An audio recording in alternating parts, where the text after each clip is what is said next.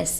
ಇದು ಸೌರವ್ಯೂಹದ 7ನೇ ಗ್ರಹವಾಗಿದೆ. ಇದನ್ನು 1781ರಲ್ಲಿ ವಿಲಿಯಂ ಹರ್ಷಲ್ ಎಂಬ ವಿಜ್ಞಾನಿ ಕಂಡುಹಿಡಿದರೆ. ಇದು ನೀಲಿ ಹಸಿರು ಬಣ್ಣವನ್ನು ಹೊಂದಿದೆ, ಏಕೆಂದರೆ ಇದರ ವಾತಾವರಣದಲ್ಲಿರುವ ಮೀಥೇನ್ ಕೆಂಪು ಬೆಳಕನ್ನು ಹೀರಿಕೊಂಡು ನೀಲಿ ಹಸಿರು ಬೆಳಕನ್ನು ಪ್ರತಿಬಿಂಬಿಸುತ್ತೆ. ಯುರೇನಸ್ ನೋಡ್ತಾ ಹೋಗೋದಾದರೆ ಇದು ಸೂರ್ಯನಿಂದ 7ನೇ ಗ್ರಹ. ಇದನ್ನು 1781ರಲ್ಲಿ ವಿಲಿಯಂ ಹರ್ಷಲ್ ಎಂಬ ವಿಜ್ಞಾನಿ ಇದನ್ನು ಕಂಡುಹಿಡಿತಾರೆ.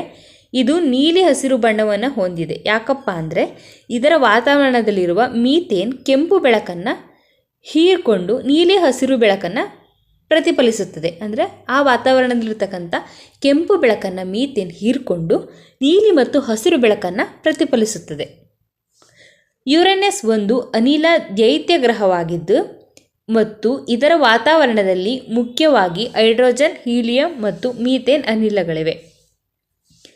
ಯುರೇನಸ್ನಲ್ಲಿರ್ತಕ್ಕಂಥ ಅನಿಲಗಳು ಯಾವುದಪ್ಪ ಅಂದರೆ ಹೈಡ್ರೋಜನ್, ಹೀಲಿಯಂ ಮತ್ತು ಮೀಥೇನ್ ಅನಿಲಗಳು.